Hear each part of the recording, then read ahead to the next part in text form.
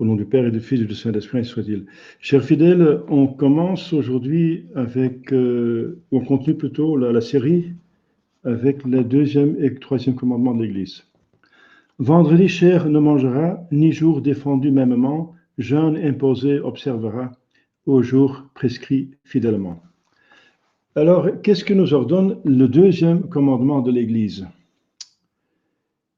Il nous ordonne de faire maigre, c'est-à-dire de s'abstenir de viande et de jus de viande, les vendredis et les autres jours déterminés par l'Église. Donc, toutes sortes de viande, donc la plupart des mammifères. On peut manger donc du poisson et des œufs. Donc, des produits d'animaux, on peut le manger, mais pas la viande des animaux eux-mêmes. Jus de viande, par exemple, il faut faire attention avec les bouillons qui contiennent de jus de viande. Voilà. Donc j'ai mis ça sur mon site, Scaturex. Je vais donner le lien, parce que cette réglementation a été changée au cours des années par les papes, par leur pouvoir reçu de Jésus-Christ, de lier et délier sur terre. Donc, Jésus-Christ dit à Saint-Pierre et aux apôtres, ce que vous liez sur terre sera lié dans le ciel, et ce que vous déliez sur terre sera délié dans le ciel. Et c'est donc ce pouvoir-là que le pape utilise pour réglementer le jeûne et l'abstinence. Ça veut dire qu'un pape peut changer ce qu'un autre pape a défini. Par exemple, Pie XII a mitigé la règle qui était avant lui. Par exemple, il fallait jeûner tous les jours de carême, et à cause de la guerre, la Deuxième Guerre mondiale, où les gens avaient peu à manger, Pie XII a changé cela. La règle qui est donc qui est fondamentalement dans le droit canon numéro 1250 jusqu'au 1254, le droit canon bien sûr de 1917, celui qui est toujours valable, parce que celui de 1983 est fait par un antipape, donc absolument invalide, par Jean-Paul II. Alors, donc ça dépend donc aussi des pays, parce que la conférence épiscopale, donc les évêques, l'archevêque avec les autres évêques peuvent aussi réglementer et donc enlever, donc mitiger, dispenser dans les mesures données par le pape les réglementations. Donc je donne la réglementation en Belgique en vigueur juste avant Vatican II, donc après on n'a pas eu de pape, après 64, l'hérésie de Paul VI, il n'avait plus de pape, et donc parce qu'ils sont tournés en antipape, ils ont perdu la papauté par l'hérésie publique, et le pape qui a réglementé après Pie XII, c'est Paul VI, après son hérésie, donc c'est invalide.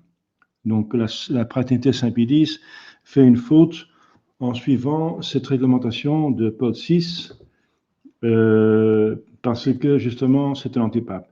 Et il y a des instituts, c'est des vacantistes, et qui imposent la réglementation d'avant Pie XII, ce qui est aussi une faute, parce que Pie XII est un pape qui a réglé ça, et il a lié, délié et lié.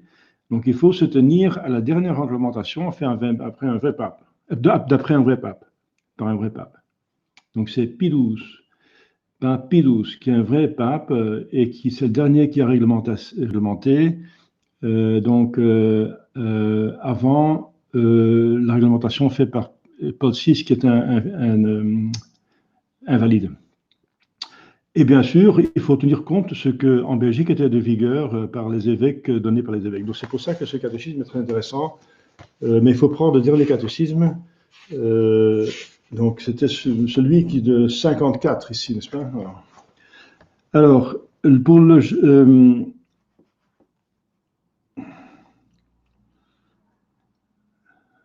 l'abstinence, donc la loi de l'abstinence défend de manger de la viande et du jus de viande, mais non pas les poissons, les œufs, les laitages et tous les condiments tirés de la graisse des animaux.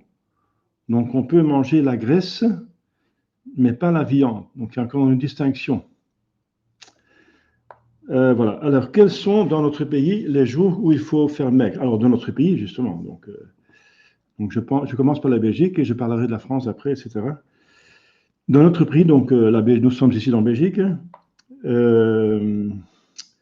Les jours où il faut faire maigre, donc où il faut tenir l'abstinence, c'est donc tous les vendredis de l'année, comme on vient de dire, tous les mercredis de carême et les 4 jours de jeûne. Parce qu'il y a 4 jours encore dans l'année où il faut tenir le jeûne.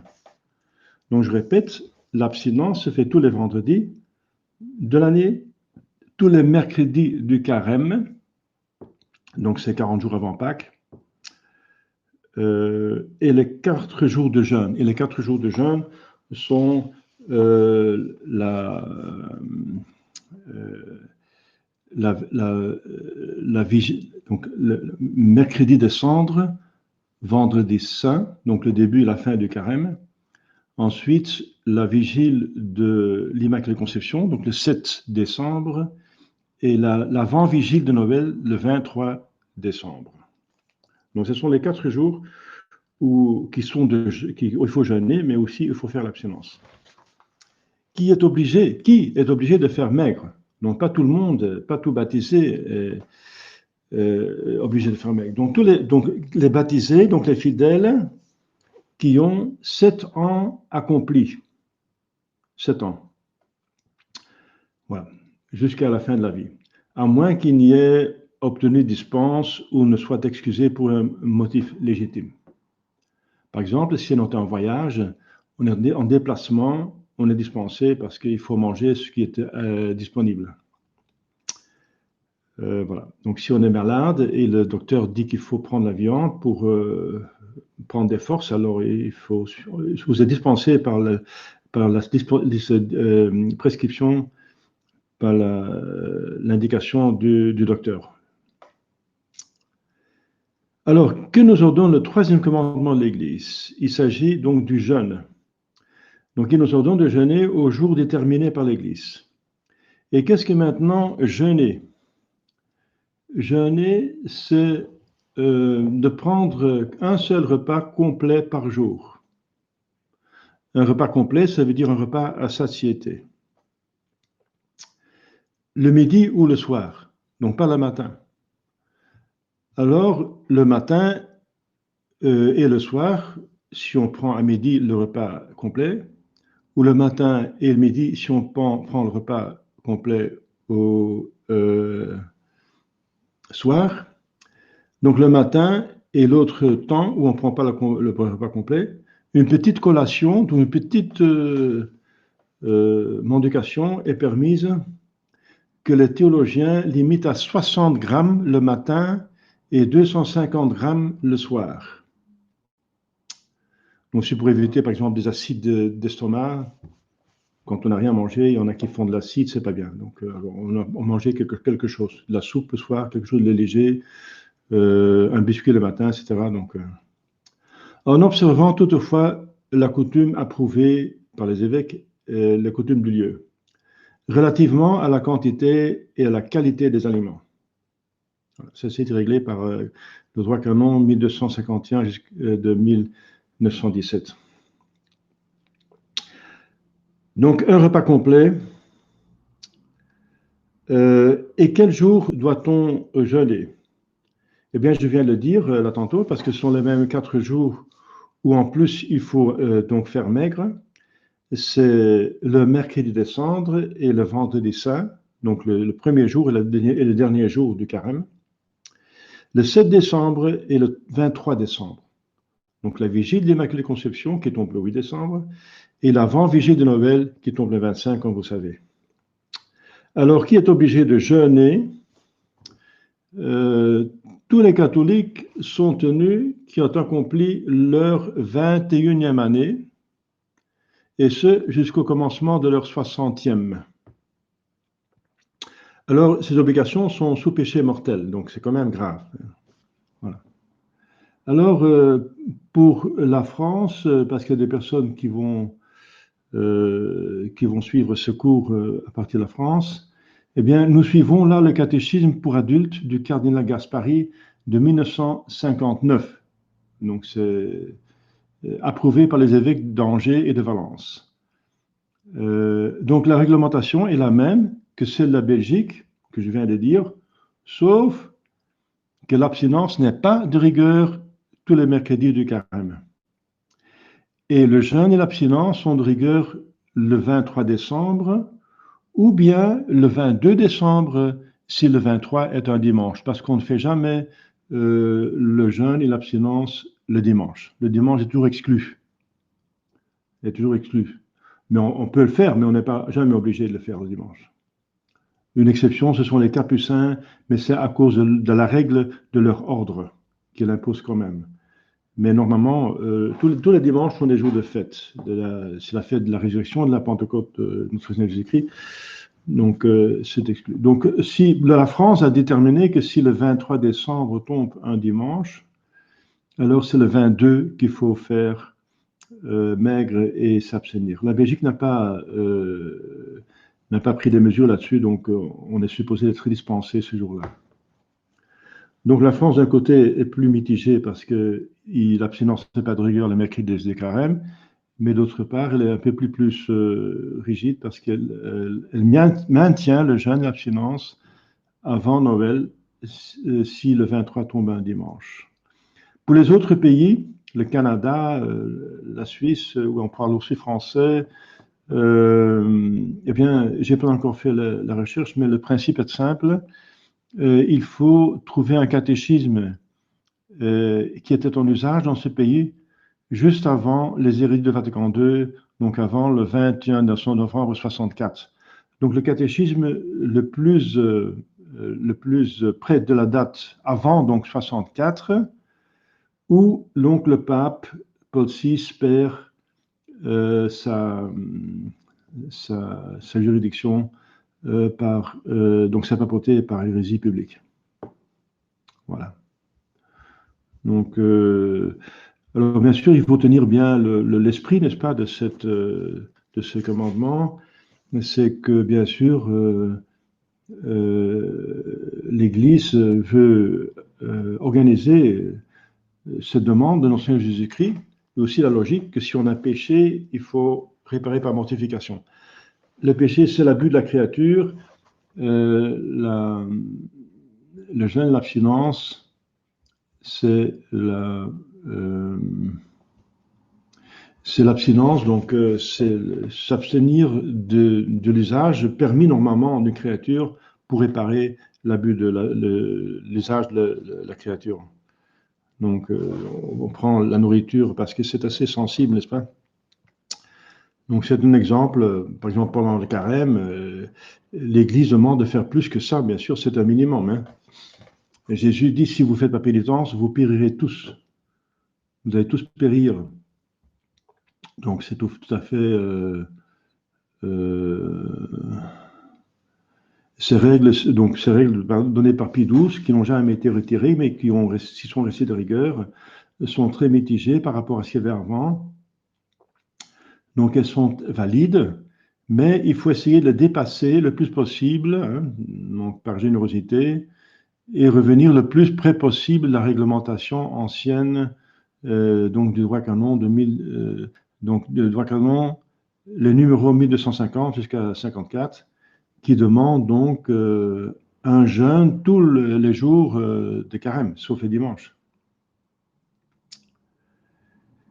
Et donc voilà. Et la Sainte Vierge aussi insiste au 19e et 20e siècle de prier et aussi faire pénitence. Bien sûr, la première pénitence, c'est porter courageusement la croix de chaque jour, mais voilà, on peut faire aussi quelques pénitences corporelles, hein, de dormir sur un matelas plutôt dur, d'être strict, de ne pas manger entre les repas, de s'imposer une règle de vie, n'est-ce pas? D'aller coucher une certaine heure et de se lever à une certaine heure. Il y a plusieurs pénitences possibles sur la. Et donc, oui. à partir de Saint Dominique, mais enfin, il n'a pas inventé les choses parce qu'on voit déjà que Saint Jean Baptiste portait déjà des habits faits de peaux de chameau, et ce qui grattait vraiment la peau, donc c'était pas agréable, au contraire. Et il mangeait des sauterelles sauvages. C'est vrai que les insectes sont mangeables, presque tous les insectes sont mangeables, il y a beaucoup de minéraux et végétaux et des protéines dedans, mais c'est pas appétissant, bien sûr. Donc de manger des sauterelles. Il faut tirer les pattes, sinon les pattes s'accrochent dans la gorge.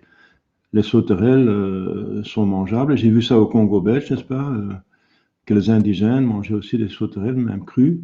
Donc c'est très bon pour la santé, c'est dans tous les livres de survie, mais voilà, c'est pas agréable. Donc il faut chercher un petit peu de faire pénitence, de chercher ce qui n'est pas agréable, mais ce qui est quand même bon hein, pour la santé, etc., mais qui n'est pas très agréable, pour faire pénitence et voilà, pour réparer les péchés, pour obtenir des grâces. La combinaison de la prière et la pénitence est très forte. C'est pour ça que la Sainte Vierge demande les deux. Et l'Église demande aussi les deux, bien sûr. Donc il faut être très généreux. Mais ceci est le minimum imposé sous péché mortel. Donc c'est pas pour rire. Hein. C'est pas. Bien sûr, puisque les gens ne sont plus avertis par le clergé qui ne fait plus son devoir, alors puisque les gens ne connaissent pas la loi, il n'y a pas péché, bien sûr. On ne peut pas pécher ignoramment. Mais objectivement, c'est une obligation grave.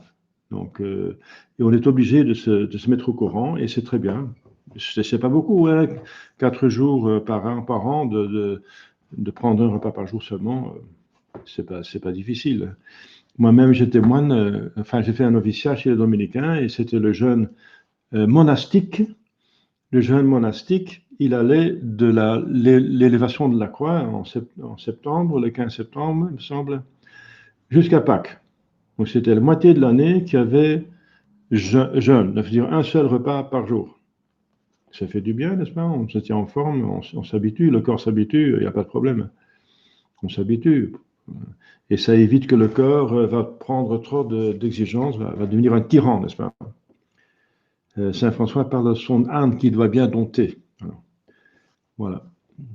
Donc je pense qu'on a fait le tour. Je peux voir ce qu'ils disent encore ici euh, les moralistes.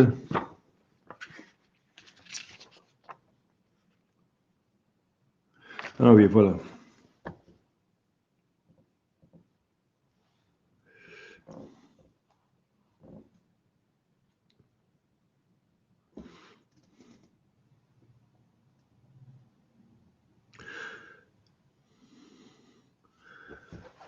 Voilà. Donc il n'y a rien de spécial.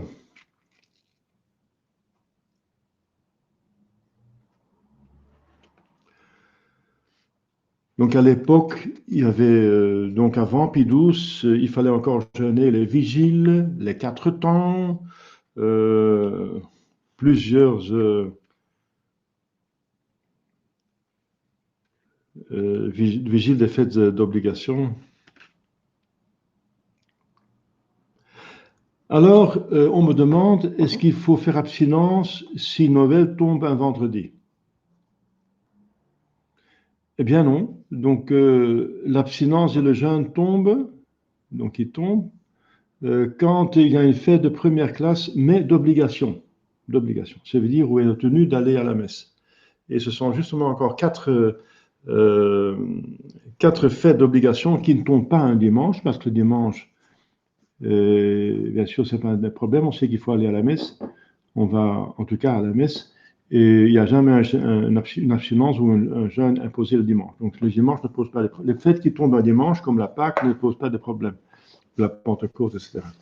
Mais les fêtes qui sont d'obligation, qui peuvent tomber en semaine, 6 fois sur 10, sur 7 tombent en semaine, alors à ce moment-là, on n'est pas tenu, effectivement, à faire l'abstinence et le jeûne. Et ce sont les 4 fêtes que vous connaissez, on a vu ça la dernière fois. C'est Noël, l'Ascension de notre Seigneur Jésus-Christ, l'Assomption de la Sainte Vierge et la Toussaint. Ce sont des fêtes d'obligation de première classe et d'obligation. Donc, une fête de première classe ne suffit pas, comme celle de Saint-Joseph du 19 mars. Il faut encore qu'elle soit d'obligation pour dispenser de l'abstinence et du carême. Voilà. Donc, si vous avez un doute, consultez un prêtre, n'est-ce pas? Voilà. Il y a ensuite encore le jeûne eucharistique. Ça veut dire qu'il faut jeûner et s'abstenir avant de recevoir la Sainte Eucharistie. Mais on en parlera certainement lorsqu'on parlera de la Sainte Eucharistie. Hein. Je pense bien qu'on parlera là. On parle à ce moment-là du jeûne eucharistique.